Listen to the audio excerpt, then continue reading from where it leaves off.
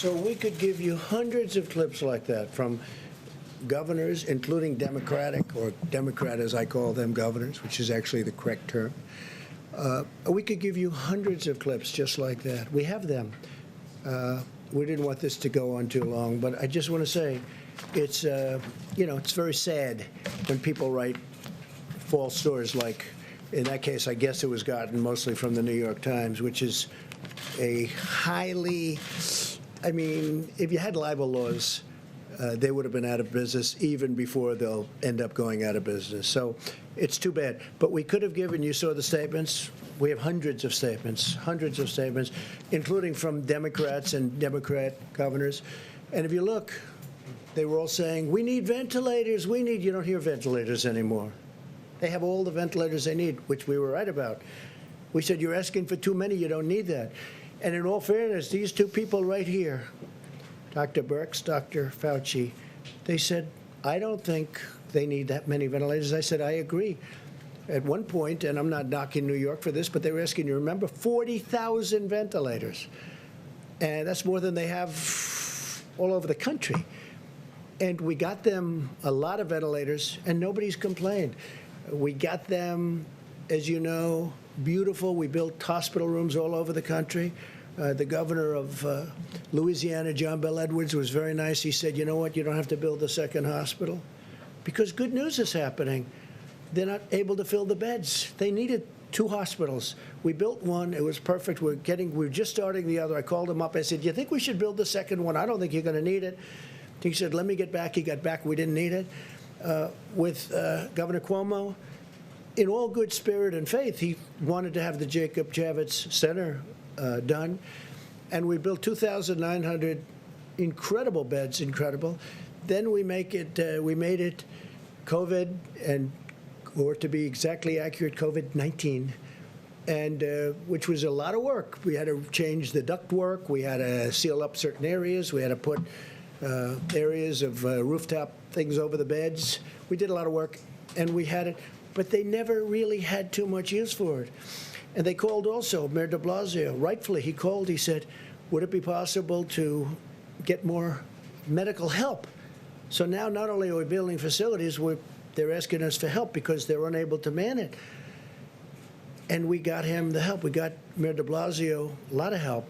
Then when the Javits Center wasn't used much, and then, as you know, the Mercy, we took the Mercy and we took the Comfort, and we made them, both Los Angeles and New York, we made them COVID adaptable, which was not easy to do.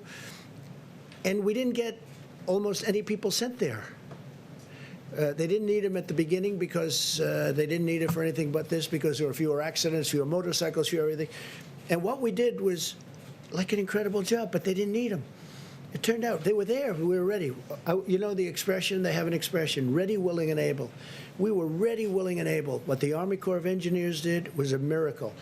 What FEMA did was a miracle. What the doctors did. So I got a call 2 days ago from the mayor of New York. He said, could you help us even more with medical personnel? And we sent, I think it was 448 doctors, nurses, and respiratory experts, real experts. And I got a call from the mayor, and he said, I want to tell you, incredible, these people are incredible. He said they lifted the spirits of the hospital workers from New York City like nothing I've ever seen. He was unbelievable what he said, was really appreciated, and I let them know that. I let the military people. He said they went in there so brave, so incredible. They lifted the spirits of everybody. We did all of this work, but when you read the phony stories, nobody acknowledges this. And it doesn't have to be acknowledged from my standpoint, but it does have to be acknowledged from the great work that these doctors, nurses, the Army Corps of Engineers, FEMA, all these people, they've done this incredible job. And they shouldn't be abused, because you take a look at what's happened. Nobody's asking for ventilators, except outside of our country. Outside of our country, they're calling me, every country, they're calling me, so many countries, and I'm going to try and help them because we have thousands of ventilators being built. But nobody's asking for ventilators. Nobody's asking for beds because we built hospitals. I think we built 20,000 beds in a period of a couple of weeks. The job they've done is incredible. with all of that being said, I'm getting along very well with the governors. And if I wouldn't, Mike Pence had a call today with the governors, and it was like a 10. I said, how was it? He said, it's a 10. He used one of my expressions, actually. But he said it was like a 10. And I'm sure you people were probably on the call, although you weren't supposed to be. But you were sitting in somebody's office listening to it, because every time we have these, and you would know that for weeks those calls have been very good. But there wasn't a raised voice. There wasn't even a statement of, like, we think you should do this or that. I heard it was like just a perfect phone call. It might not be reported that way. They'll say, I thought that somebody maybe slightly raised, didn't even raise a voice. My only point of saying this, because I want to get back to why we're here. The press has not treated these incredible people who've done such a great job. They haven't treated them fairly. They're way off. We were way ahead of schedule. And remember this, because the Times story was a fake, but remember this, everything we did, I was criticized because I was too early. If I waited longer, it would have been, you would have been criticized. If I went way early, if I went 3 months earlier, I would have been criticized for being way too early. So with all of that being said, we understand it. I think I've educated a lot of people as to the press. And I would love to be able to say that we have a very honest press. Honestly, John, there'd be nothing I would be more proud of if the press would work. And I don't mind being criticized, but not when they're wrong.